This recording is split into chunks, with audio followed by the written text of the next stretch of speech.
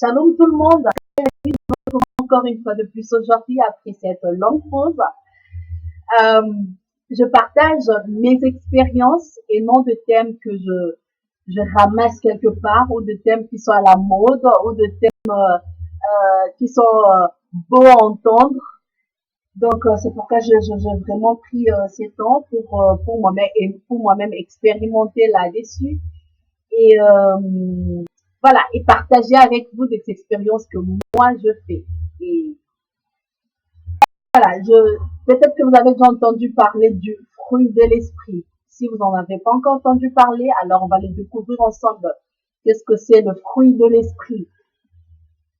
Alors, avant de commencer, avant voilà, expliquer qu'est-ce que c'est le fruit de l'esprit ou pourquoi le fruit de l'esprit, comment accueillir le fruit de l'esprit, je vais d'abord parler du contexte.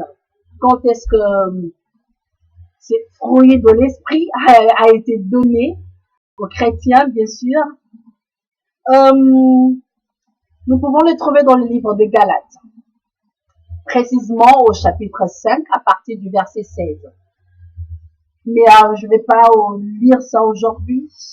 Je vais plutôt résumer pourquoi Paul a donné, ça a été écrit par Paul, la lettre aux Galates, pourquoi Paul a écrit cela. Alors, un résumé du livre de Galates. Le livre a été écrit, la lettre a été écrite par Paul. Il s'adressait aux chrétiens de la province de Galatie, l'actuelle Turquie. La lettre a été écrite en l'an 50 après Jésus-Christ. Alors, il y avait de faux docteurs qui disait aux chrétiens que vous devez observer toute la loi de Moïse, vous devez vous circoncire pour être sauvé, pour obtenir le salut. Alors, Paul expliquait que le salut ne s'atteint pas en se circoncisant, mais c'est plutôt par grâce, par la mort de Jésus-Christ que nous avons le salut.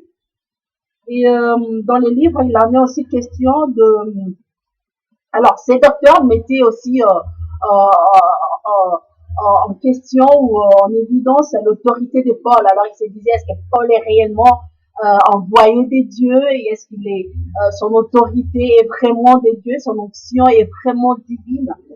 Et Paul a aussi répondu à certaines questions, à certains points noirs que le chrétien s'est demandé, notamment sur le salut, sur la circoncision et ainsi de suite.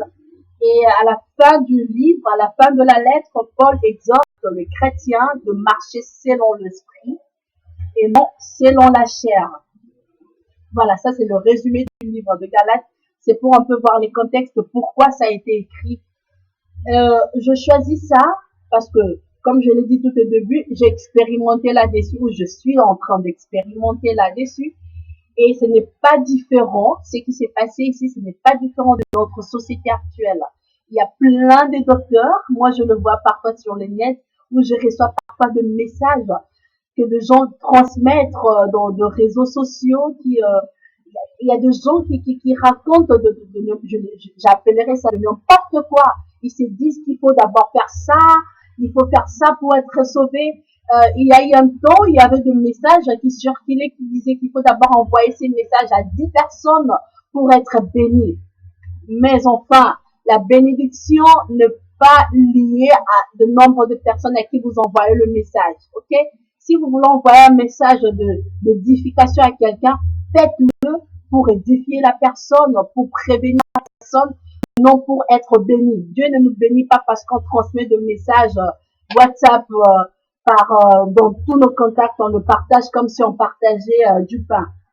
Donc, ce n'est pas différent de notre société. Il y a aussi plein de faux docteurs qui accusent des autres, qui mettent l'autorité, l'onction divine des autres en question. Est-ce que celui-là est réellement de Dieu? Est-ce que celui-là est vraiment oint? Est-ce que celui-là, il travaille vraiment avec la puissance de Dieu? Ce n'est pas différent.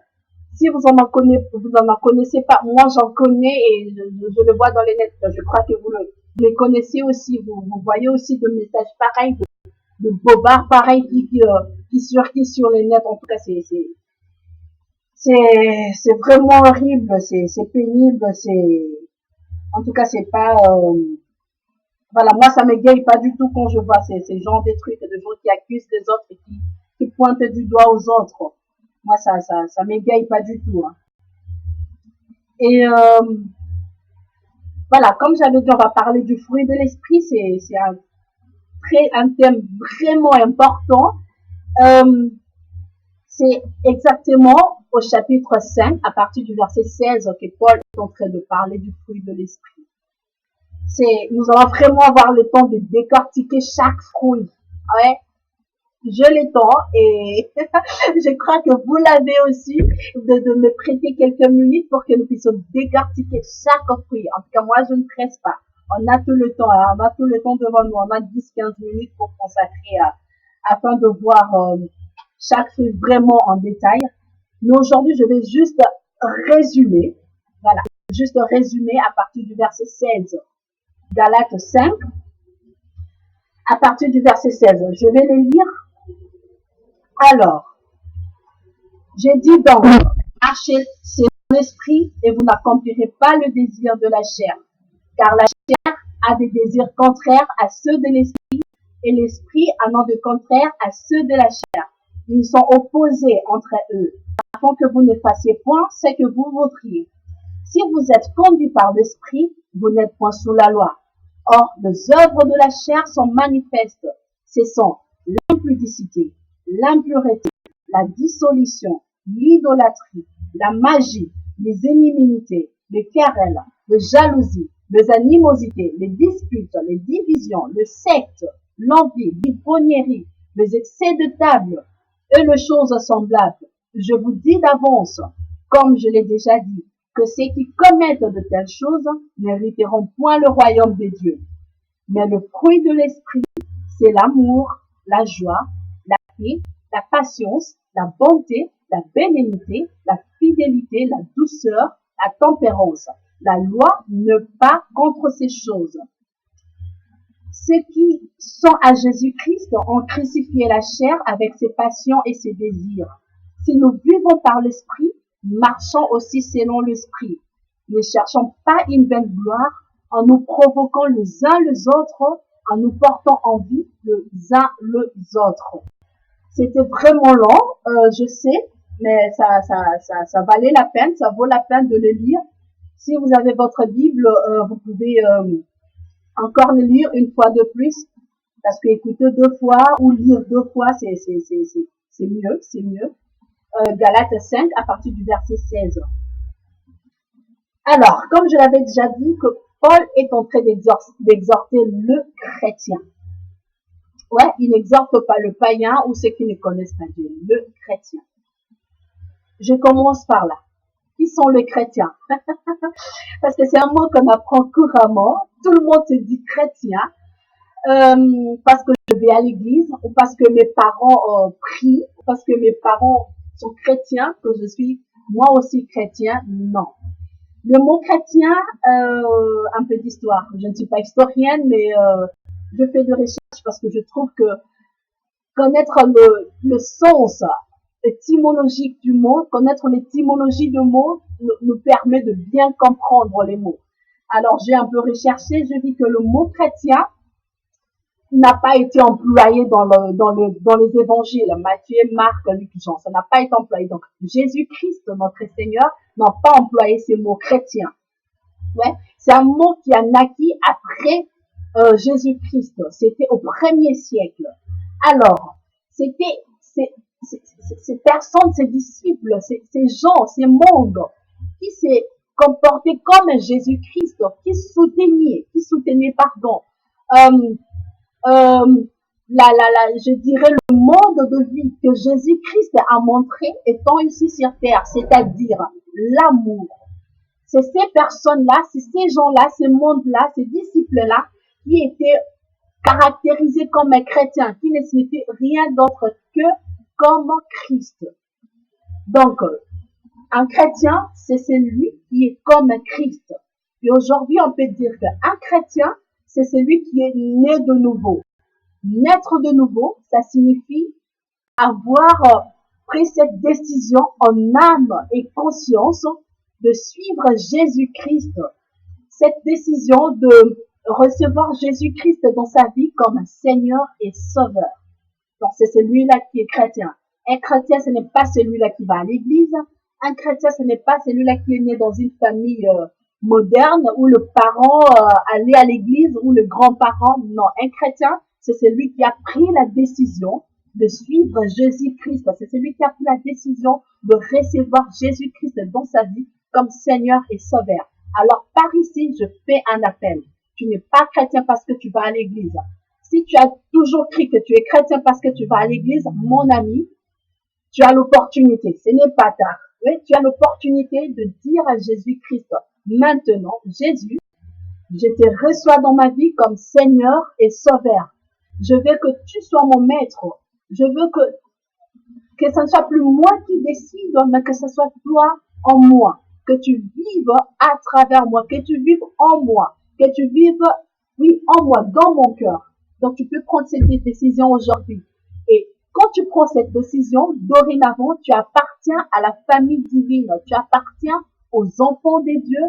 Dorénavant, tu as les saluts que rien, alors rien, et personne ne peut te les ravir.